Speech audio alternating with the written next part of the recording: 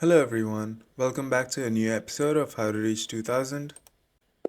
Let's play d4, opening up my bishop so that I can play the London system. Here there are many moves. They can play c5, they can play d5, which is more common, and they can also play e6, which is also normal. Here I like playing e3, which helps me open up this bishop, and also I'm opening up my queen so that knight to h5 is not a problem.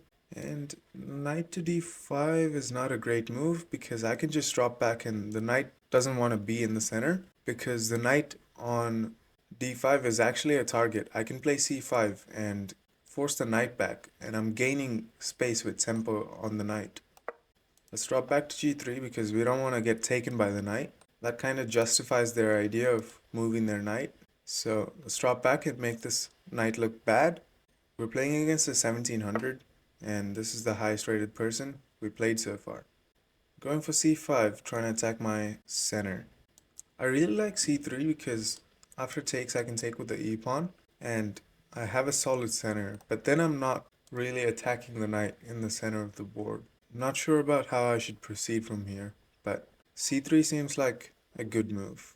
Especially because now queen b6 is an idea and I want to be able to play queen b3.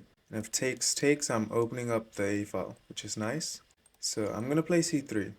I could have also played c4, but I feel like then my center might be a little bit fragile. So yeah, I didn't want to go for that. Bishop to e7? What is this idea? Now I can take if I want to. Make the bishop move a second time. Essentially getting a free move. I got c3 as a free move, but I don't think I want to give away control of the e5 square. Play knight to f3, developing into the center of the board. I have eyes on e5, which is important. Is this a cool idea to try and open up the center? Probably not, because they can go back and push. Take. Not sure. Because I feel like they're faster to castle kingside, and then they can bring the rook to the e8 square faster than I can bring my rook to the e1 square. So I don't think that's a great idea. I would love to develop this bishop somewhere, but I don't want to play bishop to c4 because knight to b6 and my bishop has to go away. Bishop d3 seems good. Have eyes there.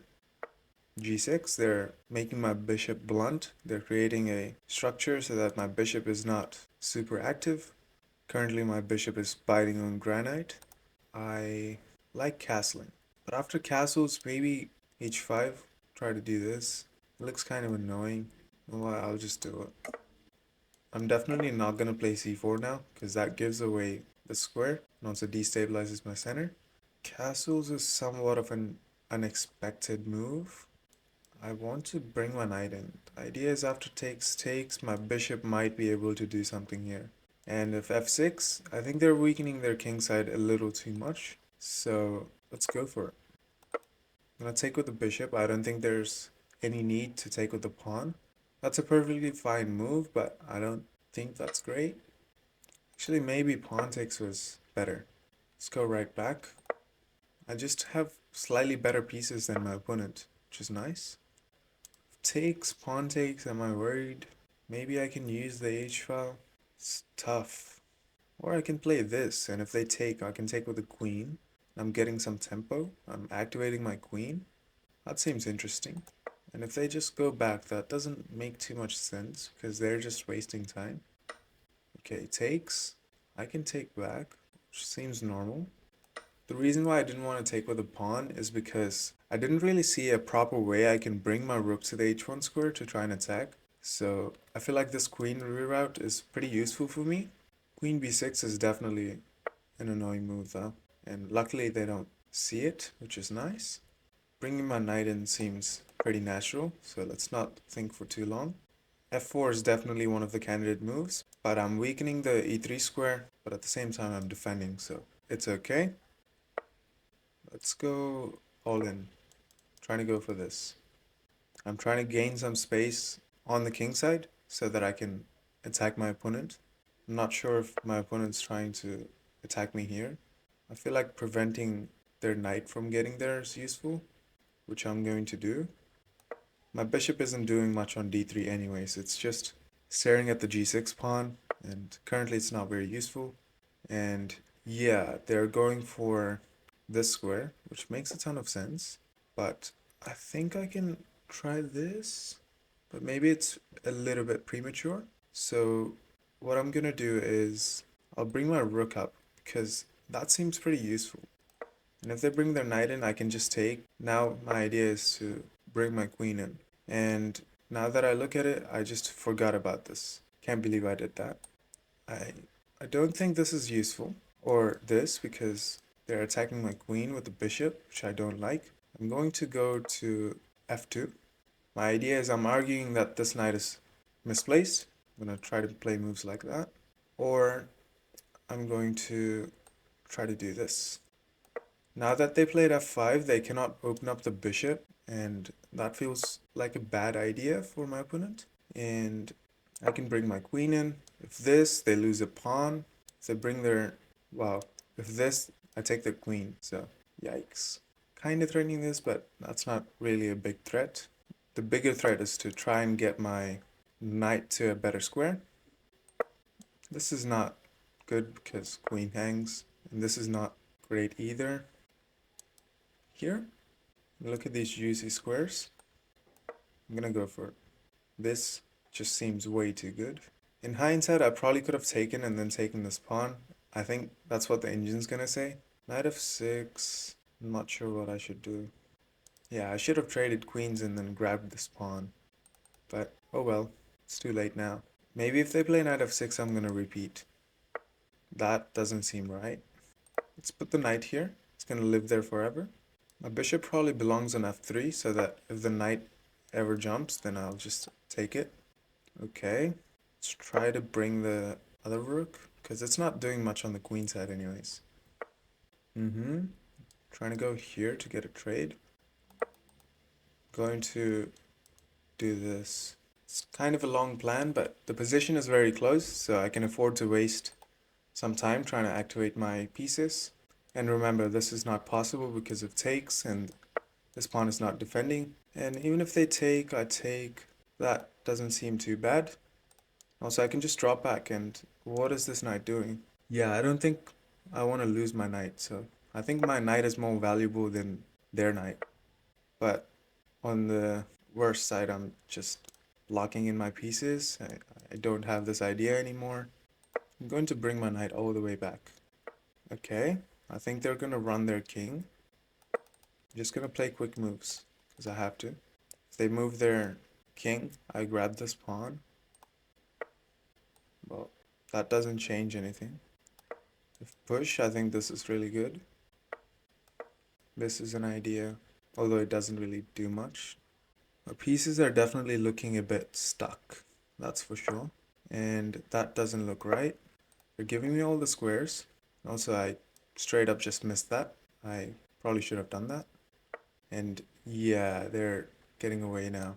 Let's try this. Still have really good pieces, and I can try to go there. I still had this. I don't know why I'm not taking. What is wrong with me? Let's see if we can get a trade. Takes, takes, takes, takes, takes. I'm losing my rook. What if takes? And if pawn takes, I take. And if rook takes, I still take.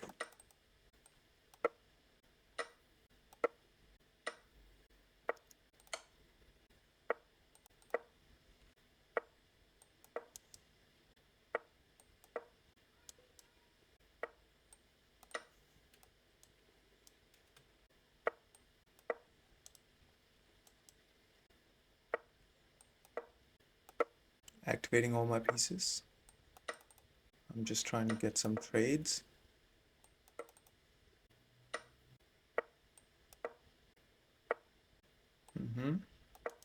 Defend everything and we can push. This is an idea. I'm sacking a pawn, but I have an extra pawn and I can use it as a decoy to win stuff over here. So sometimes you just gotta simplify, even if that means that you're losing a pawn.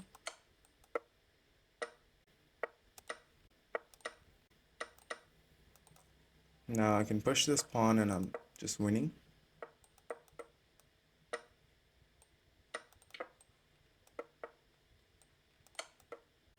So I took all the pawns, therefore my opponent cannot win this game. Only I can win this game. Now I'm gonna do something called knight opposition. So if my queen was a knight, it would be checking my opponent's king. Now I force them to the back rank, and I can play this. King goes here. I can push my pawn, and this is going to be mate. So, good game. I played this game at 79.1 accuracy, and my opponent played at 72.0 accuracy. Not the best game, but I had advantage for most of the game. The opening was normal until they played knight to d5, but I'm not sure what I'm supposed to do to refute this, because it doesn't seem like a normal opening because you're moving your knight twice in the opening when you don't have to. So try not to move your pieces twice in the opening.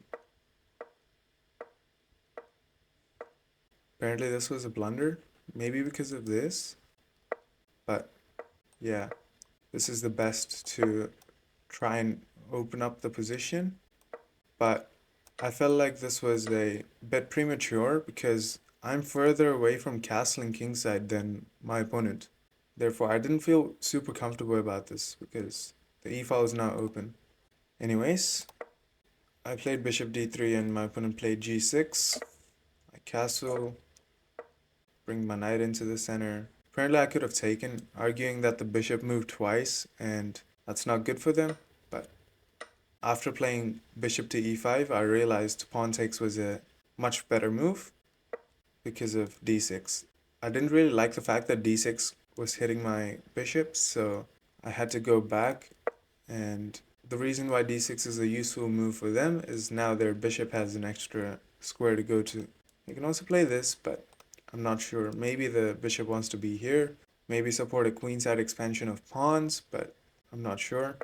They go for this trading idea, which I don't think is great, but at the same time I did not find the right idea, so it doesn't matter. Still e5 and try to open up the position, but I try to do it like a little bit later, and this is not as good because I'm not getting e5 in time. I should have taken again, but that was just a blind spot for me.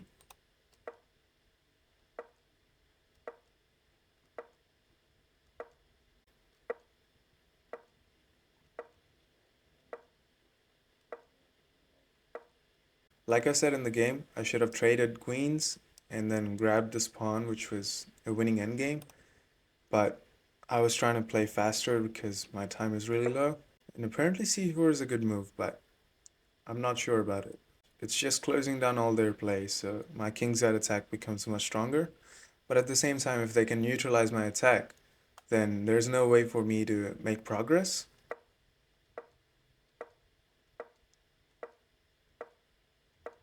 A bunch of inaccurate moves there, a few mistakes, and I didn't really know what I was doing. I was just trying to do something. And here I had this tactic, and I don't know why I didn't see it. I saw it after playing my rook move, which was kind of frustrating.